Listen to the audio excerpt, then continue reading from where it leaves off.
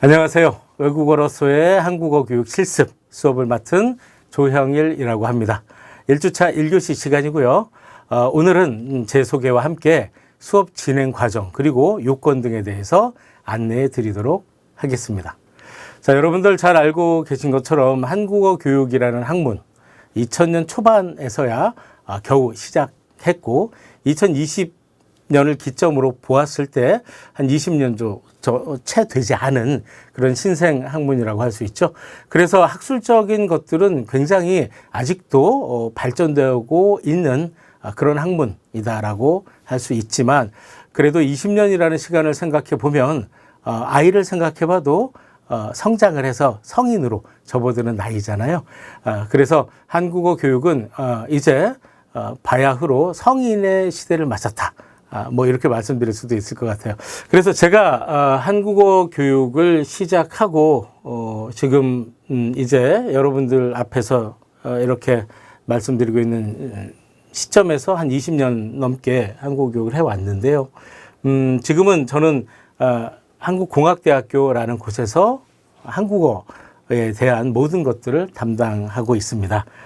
그래서 보통 한국어 학당 또는 한국어 교육센터 뭐 이렇게 많이 부르죠. 그쪽에서 한국어 외국인 학생들을 담당하고 있고요. 또 다양한 이제 학술 모임 집단인 학회들이 있죠. 여러 학회에서도 한국어 교육을 담당하고 있습니다.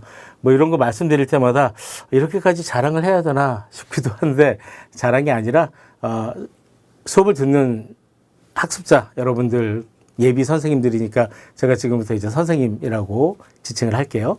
선생님들이 어떤 사람에게 수업을 듣는지 정도는 당연히 아셔야 되니까 그 권리 차원에서 말씀드리는 거라고 생각을 합니다. 그리고 법무부 사회통합 프로그램 운영하는 프로그램에서도 자문위원으로 활동을 하고 있습니다. 그래서 한국어 교육에 대한 거의 모든 경험들을 다 해왔기 때문에 여러분들의 실습 수업, 실제 실습 수업을 담당해내는 데 있어서 뭐 충분하다. 뭐 이렇게 말씀드릴 수 있을 것 같고요. 빨리 넘어갈게요. 부끄러우니까. 네. 아이고, 여기 또 역임 이쪽이 있군요. 쭉 보시면 네, 이런저런 곳들을 다 거쳐왔습니다. 그래서 뭐 간사 역할도 했었고 지도자 과정, 그러니까 한국어 교원이 되는 지도자 과정도 담당을 했었고 서울대 언어교육원에서 한국어를 가르쳐 오기도 했고 그다음 여러 학교를 거쳐 왔고요. 지금 제가 뭐 전임 교수 자리도 다 버리고 지금 이 학교까지 와 있는 건 개척교회 목사님들처럼 좀 필요로 하는 부분들이 좀 있었고 여기저기에 새롭게 한국어 교육을 이식하는 역할들을 그동안 해와서 제가 좀 경력이 화려합니다. 네. 이거 빨리 넘어가죠. 네. 그 다음은 이제 저서인데요. 뭐 이런 것들이 있습니다. 다양한 책들, 뭐 논문들 발표를 해왔고, 그래서 이론적인 부분뿐만 아니라 실습적인 부분, 어디 있나요? 여기. 이 책은 좀 설명을 드려야겠군요. 우리 교재이기도 한데요. 한국어 교육이 2002년 학문 목적의 요구들이 싹 트면서 이론가들의 이제 전문적인 교육이 필요해서 전공이 2002년도에 처음 시작을 했어요. 그 이전까지는 뭐 국문과나 국어 교육과 또 여러 언어를 교육하는 전공들에서 한국어 교육을 스스로 선생님들이 찾아서 해 주셨죠. 힘들게. 근데 2002년 이후에 여러 대학에서 한국어 교육 전공들을 만들기 시작했고, 그리고 나서 2005년에 여러분들 잘 알고 계신 것처럼 2005년에 국어 기본법이 통과를 하면서 한국어 교육이 비로소 법적 근거를 갖게 되었고, 굉장히 많은 부분들에 있어서 지원을 받게 됩니다. 그리고 2012년 이때는 제가 한국어 2002년, 아까 말씀드린 2년에서 2003년, 뭐 이때 한국어 교육을 전공하면서 실습 수업을 그때부터 담당해내기 시작했어요.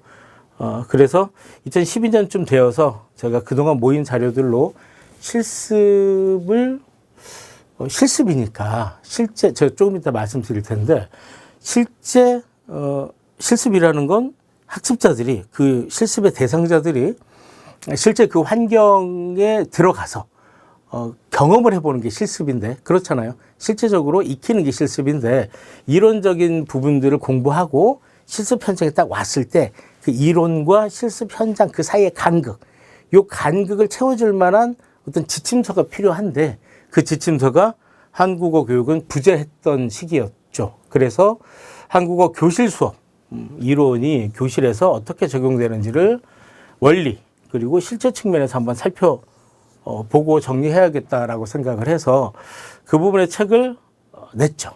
그래서 거의 이 시기에 한 두 권이 나왔어요. 우창현 선생님 께서 책을 내셨었는데 거의 이제 첫 번째 책처럼 됐고 여러 번 개정을 했어요. 여러 번 개정을 했고 요 책이 요 뒤에 또 새로 안 썼군요. 21년에 마지막 개정, 더 이상 개정하지 않을 마지막 개정을 했기 때문에 선생님들께서는 이 책을 한번 어디서 이제 빌려보시든지 구매하시든지 하셔서 한번 보시면 우리 수업에 대해서 조금 더 많은 것들을 이해하실 수 있다. 자, 책을 안 구매하셔도 돼요. 왜냐하면 저희가 이 배움에서 제공하는 학습 자료 역시 제 거니까 이 책에서 상당 부분 가져왔기 때문에 여러분들이 저희 학습 자료 또 저희 이제 3주 동안 제공되는 이론 부분에 대해서 이론이라고 말하는 건 조금 어폐가 있긴 한데 아까 그 이론과 실제 사이의 간극, 그 지침 그런 부분들에 대해서는 학습 자료만으로도 충분하실 거예요. 하지만 조금 더 보고 싶다. 그러면 이 책 보시면 되고요. 이 책 말고 제가 수업 내내 또 말씀을 드릴 텐데 2020년을 전후해서 이런 실습을 위한 교재들을 여러 선생님들께서 내주셨어요. 그래서 선생님들이 지금 인터넷 켜시고 한국어 교육 실습 이렇게만 딱 치셔도 거기에 관련된 서너 권의 책들이 뜰 겁니다. 실습 관련해서 제 책은 물론이고 서원대에 계신 최윤곤 선생님 또는 영남대에 계신 이미양 선생님, 아까 말씀드린 우창현 선생님 이런 몇몇 분들께서 책을 쓰셨어요. 한국어교육 실습. 그래서 그 책들도 참고하시면 선생님들이 실습 후에 이제 예비 한국어 교원 단계를 끝내고 교원 자격증을 받으시고 실제 현장에 나아가실 때 경험이 조금 부족하신 분들은 되게 이제 두려움이 좀 생기죠. 그 두려움을 해소할 수 있는 가장 좋은 방법은 두 가지입니다. 실제 수업을 경험해 보거나 아니면 더 많은 지식을 쌓거나. 그래서 이 두 번째의 경우 더 많은 지식, 현장에 대한 내용을 알기 위한 좋은 참고 도서들이라고 할 수 있어요. 그런 책들도 좀 봐주시기 바라겠고요. 네. 여러 책들이 있습니다. 자, 그러면 이제 본격적으로 우리가 어떻게 이번 학기 실습 수업을 진행할 것인지에 대해서 말씀드릴게요. 목적 한번 같이 보시죠. 자, 우리는 이제 한국어 수업을 운영하는 교사로 이제 자리매김하셔야 되죠. 그 다음 중요한 건 실제 교실 수업 현장. 실제 교실 수업 현장. 여러분들 중에는 이미 자원봉사 또는 선교 또는 친구들에게 외국인 친구들에게 한국어를 가르쳐주는 이런 경험들을 하신 분들이 계실 거예요. 그리고 실제 현장 해외 여기저기에서 실제 교육을 하고 계신 분들도 계실 수 있죠. 자, 그런 분들은 실제 교육 현장을 이제 아시는데 그런 경험이 좀 부족한 분들은 그 실제 교육 현장에 어떻게 우리가 접근을 해야 되는가 이런 부분들에 대한 이제 갈망이 생기시겠죠. 그래서 실제 교육 환경을 접하고 우리가 한국어 교육이라는 목적을 그때그때 학습자 대상을 진단해서 달성하기 위해서 무엇이 필요한지 알아야겠다. 그래서 저희는 두 가지로 수업을 구성합니다. 참관과 그 다음 이제 모의 수업을 통해서 어디 있나요? 여기 있죠. 모의 수업. 두 개를 일단 기억해 주시면 되겠어요. 참관과 모의 수업.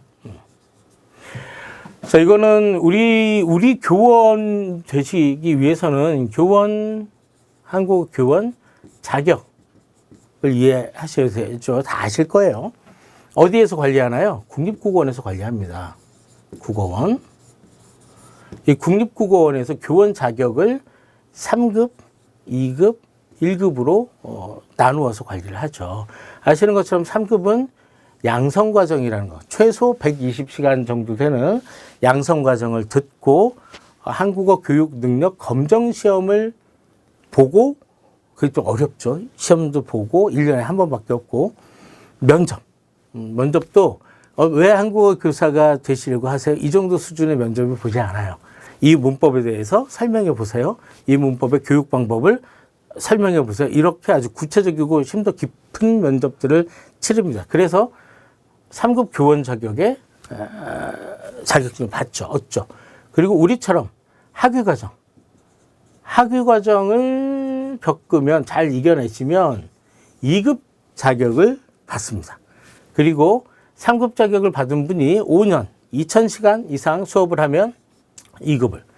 마찬가지로 2급 자격을 받은 분들이 5년, 2000시간 이상 수업을 하면 1급 자격을 취득하게 돼 있어요. 그래서 1급은 뭐 시험이나 학위과정으로 받을 수 있는 게 아니고 학위과정까지 받을 수 있는 건 딱 2급이죠. 여러분들이 이 수업까지 다 잘 마치시고 학점 은행제로 얻으실 수 있는 모든 크레딧을 다 모으시면 그것으로 이제 증명이 되고 증명을 하셔서 국어원에 이제 신청 시기가 있죠. 그 신청 시기에 맞게 신청을 하시면 그쪽에서 평가를 해서 자격증을 이제 부여하는 그런 방식으로 이루어지죠. 자, 그래서 이 국어원에서 요구하는 게 실제 수업 현장에 들어가서 뭐 몇십 시간 이상 함께 학습자들하고 왜 교생 실습처럼 가서 참여하고 실습 보고서를 쓰고 받든지 아니면 참관을 하고 모의 수업을 진행해서 그것으로 피드백을 겪어가면서 스스로 만들어서 하는 과정으로 하든지 뭐 이렇게 세 가지 유형으로 국어원에서 정해 놓았어요. 정해둔 그 지침에 따라서 저희가 실습 운영을 해야 하죠. 그래서 저희는 참관과 모의 수업으로 선택을 했고 국어원의 심의 규정에 맞게 수업을 진행하고 있습니다. 자, 그래서 한국어 수업 참관. 자, 이거는 저희가 실제 한국어 수업 현장의 모습들을 여러분들이 보실 수 있게. 이게 원래는 두 가지 유형으로 이루어져요. 제가 아까 어학당장을 맡고 있다고 했죠. 그 어학당, 즉 한국어교육센터 또는 어학당이라고 불리는 곳에 가셔서 그쪽에서 저희가 이제 뭐 한 반, 그러니까 1급. 우리 한국어 교육은 좀 좁긴 한데 좀 써볼게요. 네. 1급, 2급, 3급, 4급, 5급, 6급 이렇게 한국어의 능력에 따라서 이걸 나누죠. 그래서 1, 2급 수준을 초급이라고 부르고 3, 4급 수준을 중급이라고 부르고 5, 6급 수준을 고급이라고 부르잖아요.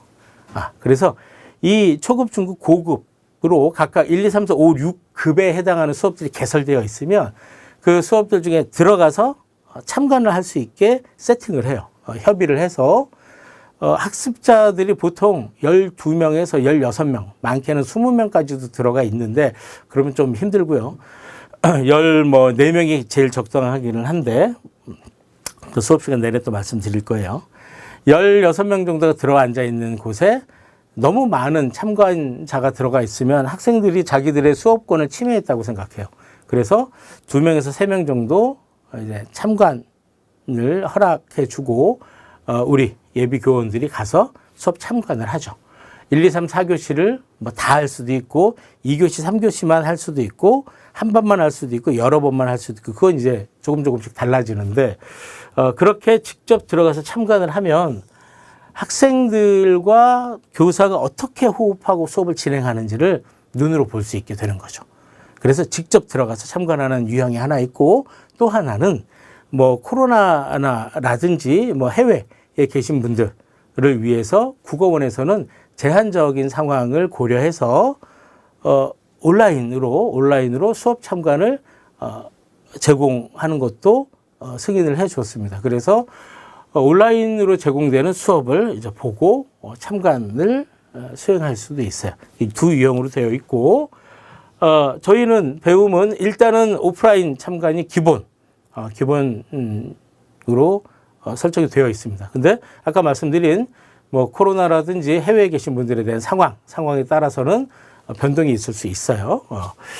자, 그리고 모의 수업은 직접 이제 학습자들, 여러분들이 모의 수업 지도안을 만드셔서 그 지도안을 피드백을 다 받으시고, 학생들 앞에서 또는 학생 역할을 하는 나머지 조원 앞에서 직접 이제 수업을 시연하게 됩니다. 그럼 저희 운영 교수들이, 저는 지금 촬영을 하고 수업을 이끌어가는 교수진이기도 하지만, 이제 반이 많아지면 우리 또 운영 교수님들이 각각 이제 모든 반을 맡아서 선생님들과 함께 한 학기를 진행하게 되죠.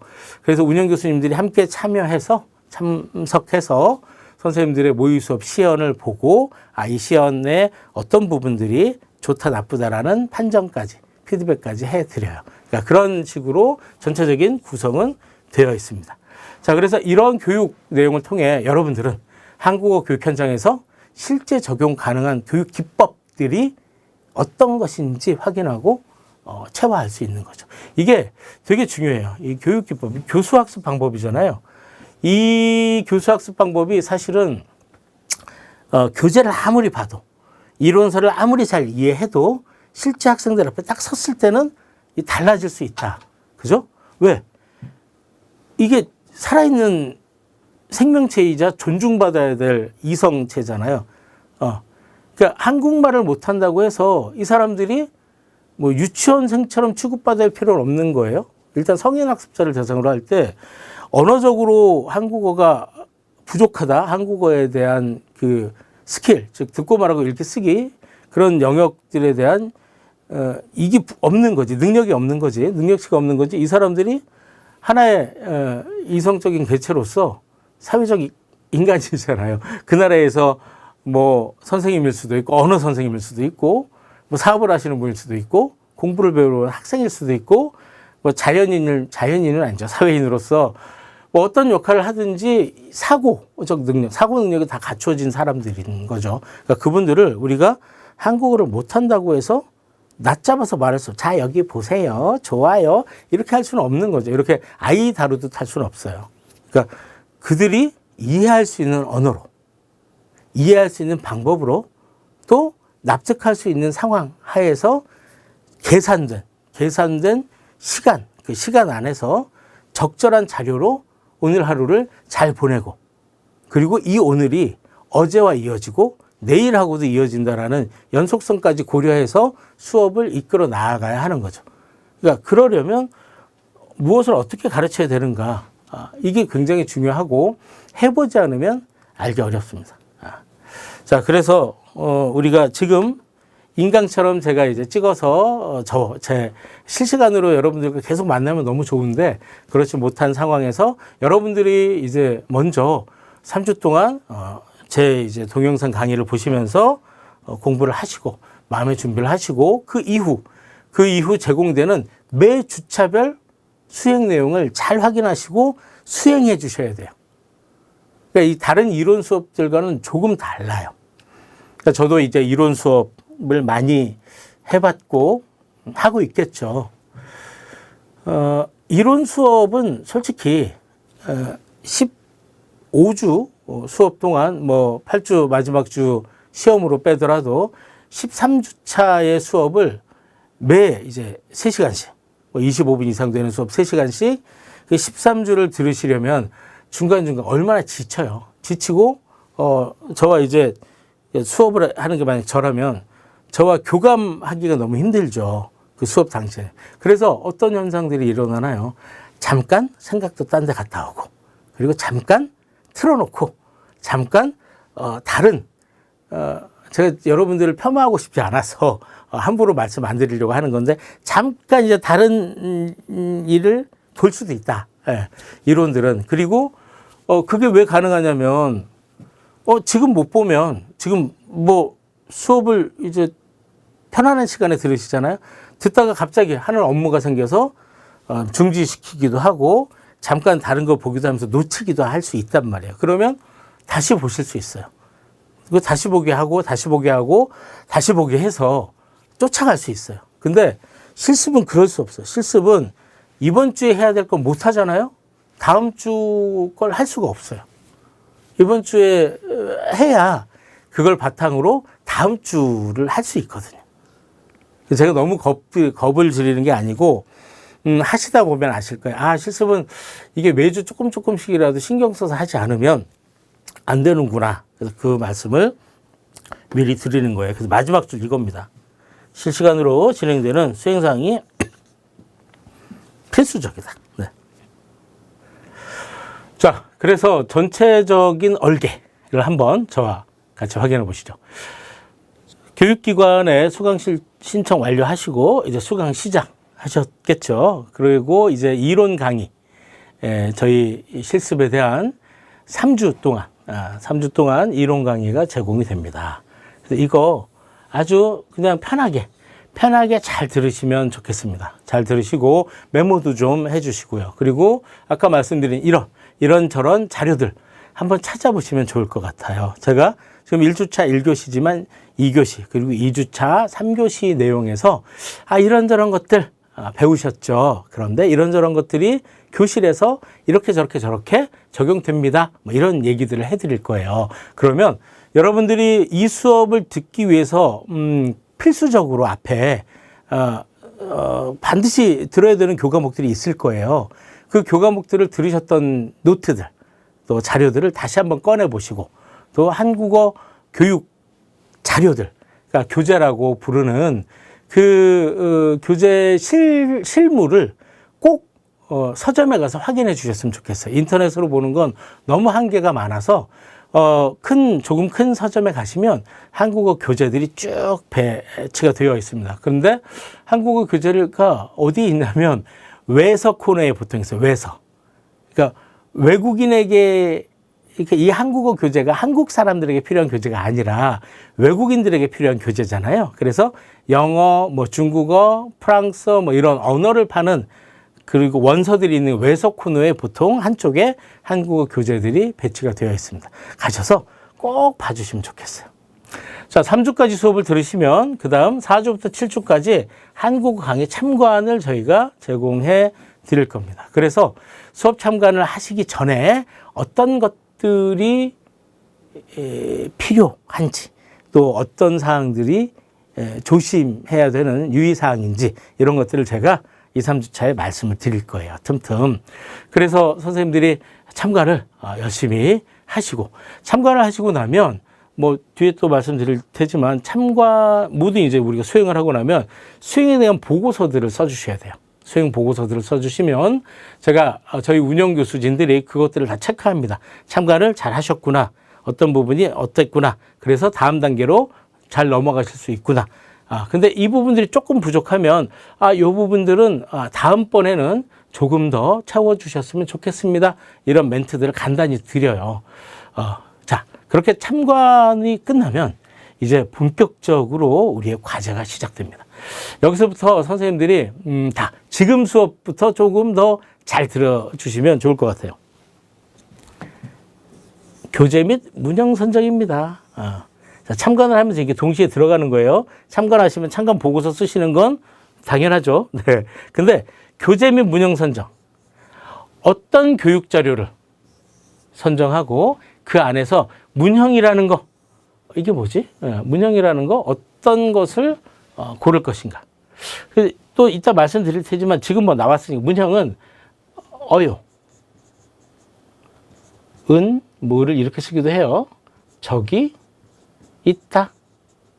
있다는 없다도 있겠죠. 없다. 뭐 이런 식으로 한국어를 가르치는 문법적인 단위를 부르는 표현이에요.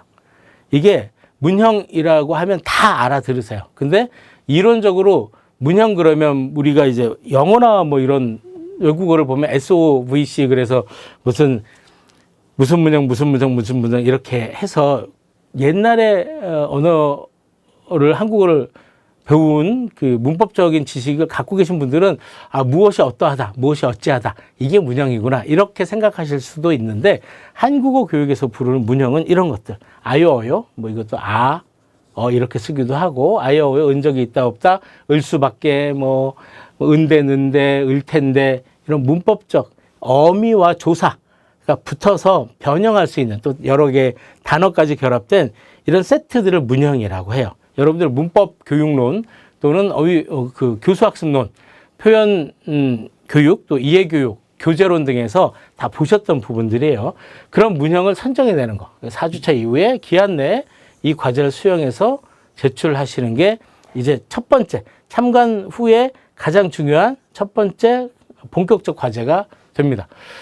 그래서 이 문형 선정 과제를 제출하시면 저희가 교재에 대한 이해를 제대로 하고 계신지, 그리고 문형을 골라서 그 문형에 대한 이해를 적절하게 하고 있는지를 판단해 드려요. 그래서 그걸 가지고 모의 수업 지도안을 작성하도록 유도해 드립니다.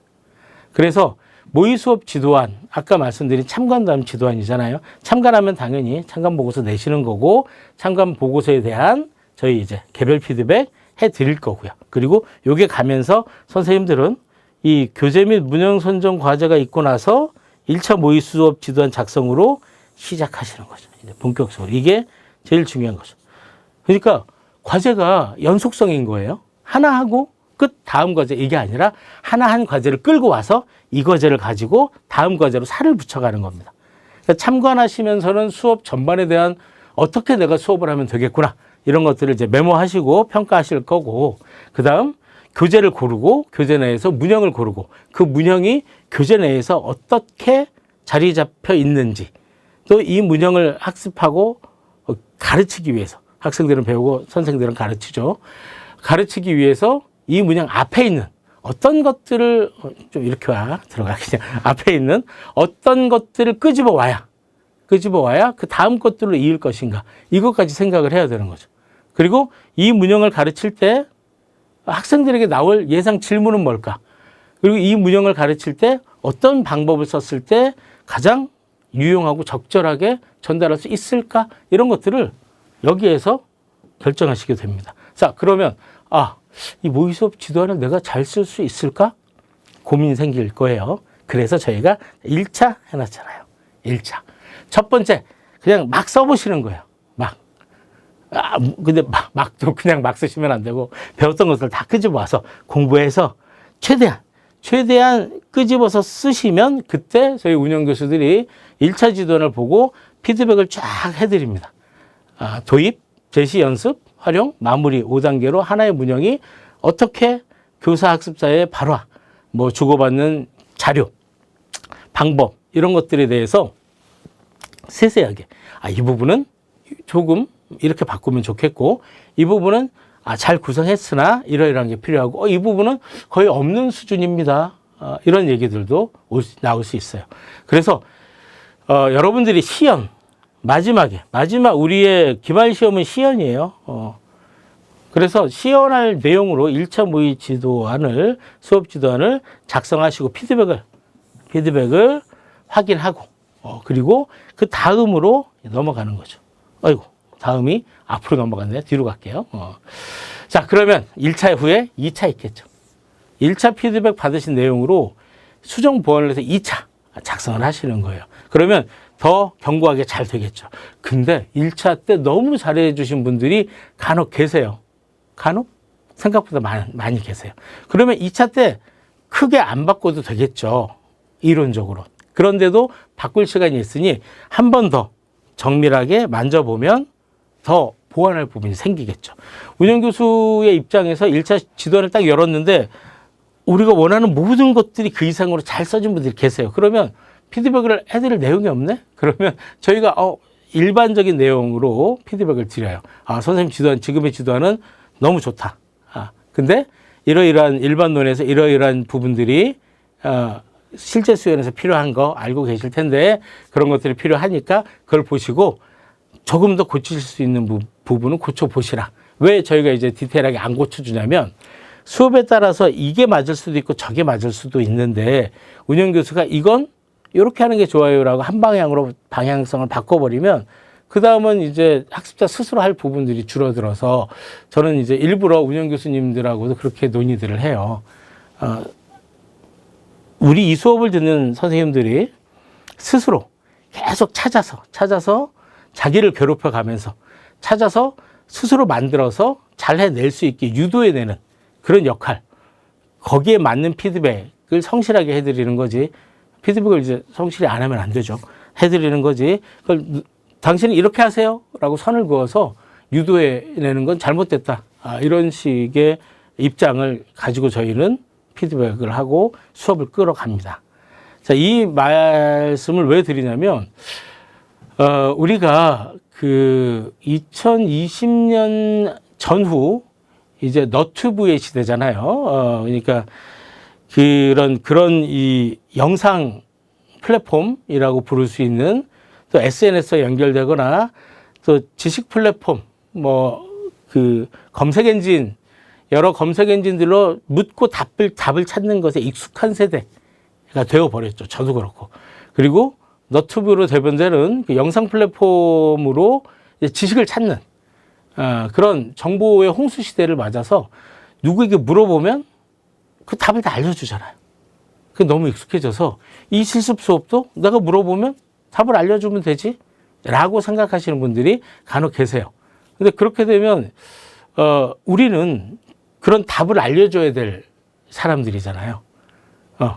우리는 답을 생산해내주는 사람들이에요. 학습자들은 우리를 믿고 저는 몰라요, 한국어를. 근데 힘들게 외국에서 한국에 오든 온라인으로 접속을 하든 아니면 우리가 외국에 나가서 그들을 만나든 힘들게 큰 마음 먹고 한국어를 배우러 왔어요 라고 해맑게 앉아있단 말이죠. 이 학습자들을 진단하고 학습자들이 어떤 부분이 부족한지 찾아내고 계속 교수학습 방법을 변형시켜가면서 내 눈앞에 있는 학습자들에게 이 시점에서 가장 적절한 수업을 전달해 주는 능력이 우리에겐 있어야 되는 거죠. 그러려면 우리가 해보지 않고 익숙한 것들 눈에 보고 그거야 이렇게 하면 돼 라고 체화시켜놓은 지식은 현장에서는 정말 아무 쓸모 없습니다. 요즘 표현으로 말하면 무쓸모한 지식이죠. 그렇기 때문에 2차 수업 지도안에 여러분들은 목숨을 거셔야 돼요. 1차 지도안은 모를 수 있어요. 그렇죠. 근데 1차 지도안 후에 2차 지도안은 거의 완벽하게 나올 수 있도록 선생님들이 몰입해서 잘 해주셔야 돼요. 그렇지 않으면 우리가 2차 지도안 후에 이제 3차까지 2차 지도안이 잘 고쳐졌는지 보는 단계가 있을 거 아니에요. 그때도 이게 수업 시연이 거의 불가한 수준으로 조금 이제 시간은 다 됐는데 이분들이 보통 우리가 한국어를 배우는 외국인 학생들도 여기 70점을 넘지 못하면 수료를 못해요. 수료를 못하고 재수강이라는 걸 합니다. 그리고 다른 교원 자격들 아시겠지만 국어 선생님이든 도덕 선생님이든 교육 자격증을 따는 과정에서는 B 이하로 그 과목이 떨어지면 일단은 자격증을 받을 수 없는 그런 구조라고 저도 기억하고 있고 그렇게 알고 있습니다. 지금도. 그래서 저희가 그런 원칙을 완벽하게 내세우는 건 아니지만 판단을 해서 이분은 지금 이 3차, 2차가 끝나고 마지막까지 왔는데 수업에 앞으로 이제 실습 마지막까지 가시기에 많은 부분들이 조금 아직은 부족하구나라고 판단이 되면 운영교수 혼자 판단하지 않고 그 기수에 저희들이 이제 통보를 받으면 이제 운영위원회를 열어서 이분은 재수강을 하시는 게 낫겠다라고 판단을 하게 되면 재수강 대상자로 분류되실 수도 있어요. 그래서 저희가 제가 가르치는 모든 저는 한 20년째 교단에 서오면서 대학가 센터 이렇게 서오면서 원칙이 있어요. 평가는 네가 얼마나 잘하나 보자를 확인하는 게 아니라 그 학생이 어느 부분에서 부족한가를 찾는 과정이다. 그래서 평가를 했으면 평가를 해서 너 80점이야, 70점이야, 너 100점이야, 잘했네, 못했네, 끝 이게 아니라 이 학생은 이 부분이 부족하구나라고 해서 그 학생이 그 부분을 채워주는 이유는 지침이 나온 거죠. 평가는 그래서 하는 거예요. 그래서 여러분들도 한국어 수업을 하시고 늘 평가들을 하실 거예요. 그 평가를 할 때 듣기, 말하기, 읽기, 쓰기 그 내 영역의 또 다른 어휘나 문화, 문법적 지식 부분들에서 그 학생이 어떤 부분이 부족한지를 찾아내는 게 평가다. 그래서 그것들을 처치, 평가가 끝났으면 처치를 해줘야 된다. 제가 제일 황당한 것들이 그런 부분들이었어요. 선생님들이 평가를 했는데 애들이 너무 성적이 안 좋아요. 얘네들은 너무 못해요. 하하하 끝. 그럼 제가 이제 묻죠. 그럼 그 학생을 어떻게 조치하실 건가요? 프로그램을 바꿔야 되지 않나요?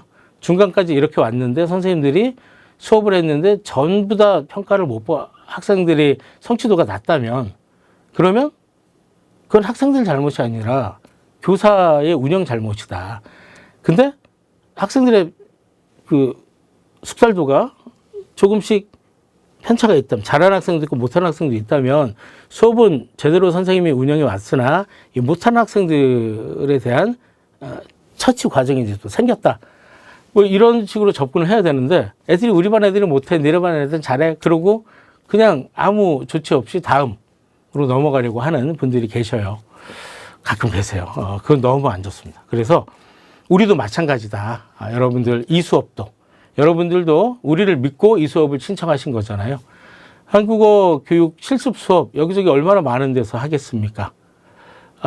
자랑은 아니지만 한 반 이상이 제 제자일 거예요. 근데 아무튼 여러 좋은 선생님들이 잘 수업을 하실 거예요. 하지만 누가 운영을 하면서 어떻게 얼마나 그 시점에 함께하는 여러분들 예비교사이신 선생님들에게 제대로 진단을 해주고 그 부분들 부족한 부분들을 채우도록 알려드리느냐, 저는 그것에 따라서 그 기관의 진정성이 달라질 거라고 생각합니다. 그래서 저희는 여러분들이 제가 있는 한 여러분들이 2차 수업 지도안 끝나고 그때 시점에서 부족함이 많으면 재수강이 될 수 있다는 거 반드시 알려드리고 어떻게든 기회를 더 드리고 채울 수 있는 그런 방법도 알려드릴 생각입니다.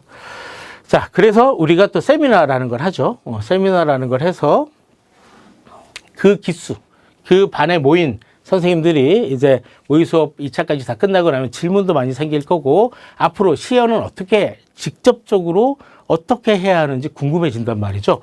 그 부분들을 다 확인하고 안내받는 그런 시간을 가질 겁니다. 그래서 코로나 이전의 시기에는 오프라인으로 다 세미나가 있었고 코로나가 창궐하던 시기에는 온라인으로 세미나를 했었어요. 이 실습 수업이라는 게.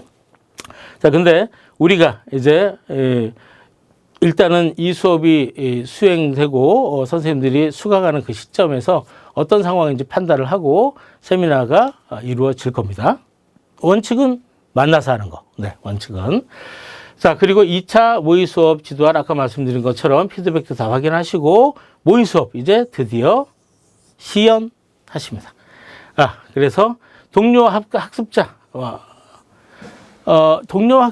함께 시연을 해요. 그래서 제가 선생님을 하고 동료 학습자들이 학생 역할을 하죠. 그리고 경우에 따라서 상황에 따라서 외국인 학습자가 섭외가 되거나 그러면 앉아서 같이 할 수도 있습니다. 그 유형은 여러 가지예요. 그래서 유형이 어떤 것이든지 간에 또 뭐 갑자기 상황이 또 해외에 계신 분들이거나 갑자기 상황이 그래서 뭐 온라인으로 하게 됐다. 그럴 수도 있잖아요. 솔직히. 그때그때 이제 안내를 해드릴 테지만 어떤 상황이더라도 수업은 제가 해요. 제가 앞에서 하죠. 여러분 안녕하세요. 자, 반가워요. 그리고 수업을 합니다. 수업을 하면 학생 역할을 하는 분들은 이 선생님이 만든 그 교재의 교육자를 따로 만들 거죠. 그 문형, 급수에 맞게. 그리고 이 선생님이 이제 학습자 집단도 규정을 할 거예요. 저는 20대 베트남 학생 단일 집단입니다. 저는 20에서 30대 사이 여러 국가 학생들이 와 있는 설정입니다. 뭐 이런 여러 설정이 있겠죠. 왜냐하면 오늘 바로 만나서 안녕하세요, 반갑습니다, 저는 누구입니다라고 수업을 하는 게 아니라 계속 수업을 해오고 있던 학습자 집단이라는 그런 생각하에 연속성을 두고 오늘의 문형을 하나 해보는 그런 식의 저희가 흐름과 플롯을 짜놨거든요. 그런 식으로 유도를 해드릴 거예요. 그래서 이때 자, 상호평가 보고서. 자, 여기 있죠? 이 동료 학습자, 그러니까 학생 역할을 하는 분들은 제가 수업을 하면 학생 역할도 해주고 아니면 뒤에서 이 옵저버처럼 이 수업을 참관하시고 다 메모를 해서 이 선생님은 어떤 부분이 잘 됐고 어떤 부분이 조금 의문이 들었다. 그리고 어떤 부분은 틀린 부분이 있다. 뭐 이런 내용들을 아주 신랄하게 적어 주실 거예요. 제가 늘 그렇게 말씀드려요. 지금이 아니고선 내 수업을 이렇게 정성껏 열심히 봐주시고 뭐 하나라도 도움이 되라고 적어주는 기회 영원히 없습니다. 그래서 최대한 아주 꼼꼼하게 써달라고 해요. 그게 상호평가 보고서예요. 그래서 이 보고서를 작성하시고 과목 수강이 종료되는 그런 흐름입니다. 자, 흐름 다 이해하셨죠? 수업에 저희 뭐 게시판에 그 흐름이 다 나와 있으니까 나중에 또 확인하시기 바라겠고요. 자, 그래서 이제 강의 참관에 대한 것부터 상세하게 조금 더 말씀드려 볼게요. 앞에서 다 말씀드렸기 때문에 딱딱딱 짚고 넘어가겠습니다. 4주부터 7주까지 강의 참관 수행합니다. 현장 참관 원칙이에요. 그리고 중급 초반부 3급 수준 아까 말씀드렸죠. 1급부터 6급까지 있으면 딱 3급이 중급 정도 되잖아요. 3, 4급. 3, 4급. 그래서 3급 수준 단계의 교실에 참관을 제공하고 자, 이때 수업 참관을 할 때 저희가 제일 중요한 게 생각해야 될 건 이 교실 저희가 제공하는 수업은 단시간에 오늘 만나서 참관용으로 만들어준 게 아니잖아요. 전시간에 다 배웠던 것 학생들이 계속 이어지는 흐름 속에서 수업을 하기 때문에 전 시간에 어떤 상황에서 어떻게 수업이 연결되어 있는지 그리고 제일 중요한 거 문형. 아까 말씀드린 그런 문형을 어떤 식으로 학생들한테 주는지 옛날에는 이렇게 뭐 종이에 써서 보여주기도 했고 요즘은 이제 파워포인트 이런 전자칠판을 이용하는 곳들도 있어요. 제가 있는 어학당도 전자칠판을 구매해서 전자칠판으로 수업을 이제 전교실은 아니지만 몇 개 교실은 전자칠판을 도입을 했습니다. 그래서 우리가 프로젝트를 쏴서 하던 시기를 넘어서서 이제 전자칠판의 시기로 넘어가고 있죠. 자, 그러면 이제 여기 여러 가지 이미지, 그 다음에 불러오면 되잖아요. 영상, 이런 거 보여주면 되고 학생들 나와서 써보세요 해서 학생들이 쓰게도 하고 다양한 방법, 어떤 식으로 제시하는지, 어떤 식으로 연습시키는지, 그리고 듣고 말하고 읽고 쓰는 그 기능 영역.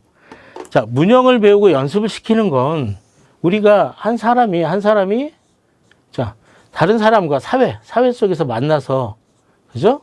이야기를 주고받잖아요. 화자이자 청자가 되죠. 그리고 텍스트를 누군가는 생산하고 누군가는 수용하죠. 그렇죠?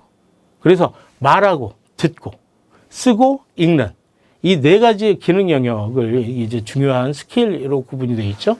그래서 이것들을 할 수 있게 해주는 게 우리 수업의 목표죠. 네. 그래서 그것들을 하려면 활동 단계, 그러니까 수업이 쭉 진행되고 나면 마지막 학생들이 함께 배운 걸 가지고 몸에 이제 익숙하게 만들어주기 위해서 활동을 시킨단 말이에요. 활용 단계이기도 한데 이 활동을 어떻게 하는지, 그것들에 대해서 어떤 교수법을 쓰는지, 이것들을 아주 중점적으로 살펴보는 그런 참관이 이루어집니다. 자, 수업 참관 이후에는 당연히 보고서 작성하시고 저희가 양식 드릴 거예요. 일정 드릴 거고. 그런데 이 보고서 양식이라는 게 여러 개의 체크리스트가 있습니다. 어떤 부분 쭉쭉쭉쭉쭉 해서 5, 4, 3, 2, 1 체크리스트가 있어요. 이 체크리스트도 굉장히 꼼꼼하게 읽어보시고 이 내용들, 이 체크리스트가 곧 여러분의 모의 수업에서, 모의 수업. 시연시 여러분들을 체크할 수 있는 체크리스트잖아요. 그죠? 여기에. 다른 선생님의 시연을 보시고, 수업 시연을 보고 체크를 했다면, 내 수업에도 내가 수업을 할 때도 이 부분이 적용이 되겠구나를 생각하시고, 그리고 여기 밑에 개인적인 이제 의견, 총평을 쓰시는 부분이 반드시 있을 텐데, 그 총평 부분이라는 건 너무 잘했어요. 뭐 이런 부분은 좋아요. 이런 부분은 나빠요. 이렇게 간단하게 쓰시는 건 아무 의미가 없죠. 최대한 어떤 부분이 어땠다. 그래서 이런 부분은 내가 이렇게 죄송합니다. 수용하겠다. 아니면 어떤 부분은 이 부분은 좀 의아했다. 고민이 되고 이 부분은 반면교사다. 좀 잘못된 것 같다. 이런 얘기 할 수 있어요. 그러니까 그런 것들을 꼼꼼히 다 쓰시면 좋습니다. 자, 그래서 교수학습 흐름 2회 다시 한번 마지막으로 정리해 볼까요? 이론 강의 수강합니다. 언제? 그쵸. 1주부터 3주. 네.